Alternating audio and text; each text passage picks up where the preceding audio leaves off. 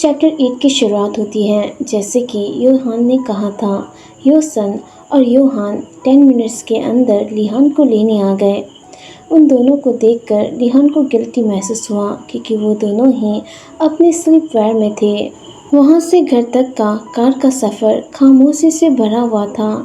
अब लिहान उन दोनों ट्विंस के बड़े घर को देखकर सरप्राइज हो जाता है, लेकिन उसने ये शो नहीं किया और चुपचाप उन दोनों ट्विंस के पीछे चला गया जो उसका बैग उठाने की रिक्वेस्ट कर रहे थे, लेकिन लिहान ने मना कर दिया। घर पहुंचते ही लिहान को उम्मीद थी कि वो ट्विंस के पेरेंट्स से मिलेगा, जिनको लेकर वो पूरी कार के सफ़र के दौरान वरीड था, लेकिन वो वहाँ नहीं थे। लिहान दोनों ट्विंस से पूछता है, तुम्हारे पेरेंट्स कहाँ हैं? योहान कहता है, हमारे पेरेंट्स एक बिजनेस ट्रिप के लिए शंघाई गए थे। तभी योसन लिहान से कहता है, फूफू आओ, तुम्हें वहाँ ले चले जहाँ तुम सोओगे। अब लिहान उन दोनों के पीछे पीछे एक बेडरूम में गया जो ऐसा लग रहा था जैसे किसी ने उस पर कब्जा कर रखा हो, लेकिन लिहान ने कोई शिकायत नहीं की और वो शावर लेने चला गया। अब लिहान बाथरूम से मिसमैच ब्लू प्लेट ट्राउज़र और रेड प्लेट शर्ट पहने हुए बाहर आया, जिसे देखकर उसे थोड़ी शर्मिंदगी महसूस हुई। अब लिहान को देखकर दोनों ट्विंस कहते हैं, हमारा फूफू बहुत क्यूट लग रहा है। लिहान उन दोनों की बातों को अनसुनी करते हुए पूछता है, मैं कहाँ सोऊंगा? वो दोनों ट्विंस कहते हैं, तुम हमारे साथ यहीं सोओगे फूफू। ये सुनते ही लिहान फिर से उनसे पूछता है, लेकिन क्या तुम्हारे पास दूसरा कमरा नहीं है?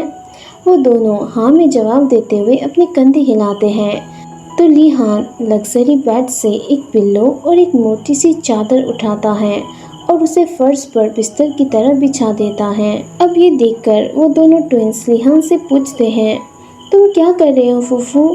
लिहान कहता है, तुम दोनों बेड पर सो सकते हो। अब योहान लिहान से कहता है, फूफू क्या तुम्हें याद नहीं है कि तुमने कहा था कि तुम हमारे हस्बैंड बनोगे और हस्बैंड वाइफ एक ही बेड पर सोते हैं। लिहान ने योहान की बातों को अनदेखा कर दिया और फर्श पर बनाई हुई बिस्तर पर लेट गया, लेकिन ऑफ कोर्स वो दोनों ट्विंस लिहान के दोनों और लेट गए। लिहान इतना बोर हो चुका था कि वो उन दोनों ट्विंस को खुद से दूर नहीं करता। जिस मौके का फ़ायदा उठाते हुए वो दोनों ट्विंस उसकी कमर को पकड़ लेते हैं। अब सुबह के 6 बजे ही लिहान की नींद खुल गई। उसे खुद को जगाने के लिए अलार्म की ज़रूरत नहीं थी, क्योंकि सैटरडे को वो अपनी माँ की सफाई और खाना बनाने में मदद करता था। लेकिन अब वो एक अनजान जगह पर था जहाँ दो ट्विंस उससे चिपके हुए थे। योहान उसके चेस्ट पर लेट गया और योसन ने अपना चिन उसके सिर पर रख दिया। उसे सफोकेट सा महसूस हो रहा था क्योंकि दोनों उसे कसकर पकड़े हुए थे। उसने खड़े होने की कोशिश की, लेकिन ऐसा लगा कि इससे वो ट्विंस जाग गए। जागते ही योहान ने लिहान से पूछा, फूफू तुम कहाँ जा रहे हो? लिहान कहता है, मैं बाथरूम जा रहा हूँ। ये सुनते ही वो दोनों ट्विंस लिहान के साथ खड़े हो गए और उसके पीछे पीछे बाथरूम की ओर चले गए, लेकिन लिहान ने उन दोनों को रोकते हुए कहा, मैं खुद बाथरूम जा सकता हूँ।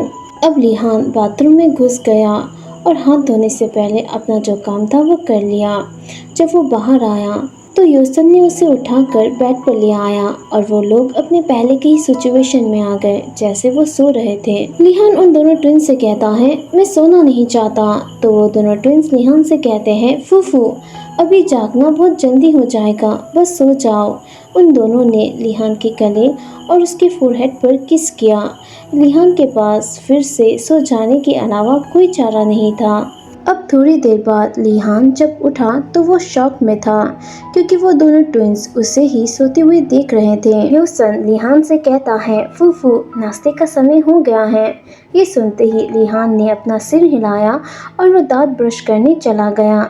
ब्रश करने के बाद उसने अपने डफल बैग से कुछ कपड़े निकाले और शावर लेने चला गया। जब लिहान बाथरूम से बाहर आया तो वो साफ सुथरा था और उसने ट्विंस की तरह ही कपड़े पहने हुए थे जो उसका इंतज़ार कर रहे थे।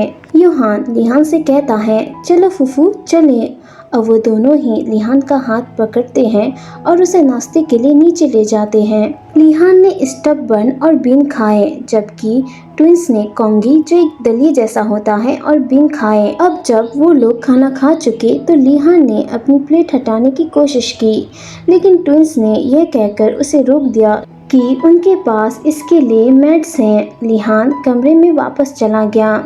ट्विंस आज्ञाकारी ढंग से उसके पीछे पीछे चल रहे थे। लिहान ने अपने स्कूल बैग से एक किताब निकाली और जमीन पर बैठकर पढ़ने लगा। ये देखकर योसन लिहान से पूछता है, फूफू, तुम अभी भी क्यों पढ़ रहे हो? क्या ये वीकेंड नहीं है? चलो रेस करते हैं। लिहान ने इस बात का कोई जवाब नहीं दिया और पढ़ाई जारी रखी। ट्विंस हार मानकर उसकी गोद में बैठ गए और अपने फ़ोन पर वीडियो गेम खेलने लगे। अब ये देखकर कि वो दोनों ट्विंस उसकी गोद में आराम कर रहे हैं, लिहान उन दोनों से पूछता है, तुम क्या कर रहे हो? वो दोनों ट्विंस ने लिहान को जवाब दे दिया, इसलिए लिहान फिर से पढ़ने में लग गया। उन लोगों ने पूरा सैटरडे ऐसे ही बिताया, सिवाय उस दिन के जब उन्होंने दोपहर और रात का खाना मिठाई के साथ खाया। लिहान ने उन दोनों ट्विंस से पूछा था कि वो अपना यूनिफॉर्म कहाँ धो सकता है, लेकिन ट्विंस ने वो यूनिफॉर्म जाकर मैट को दे दिया, जिससे लिहान बहुत परेशान हो गया।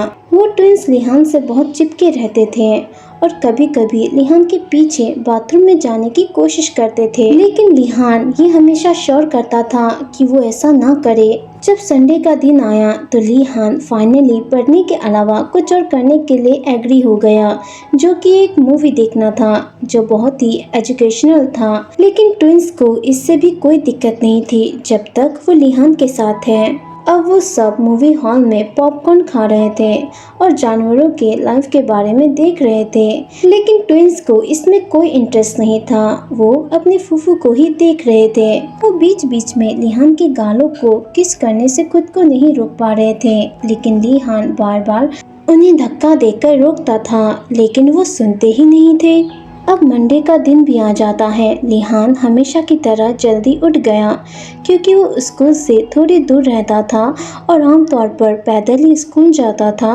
जब लिहान शावर ले रहा था तब वो ट्विंस भी फाइनली जाग गए।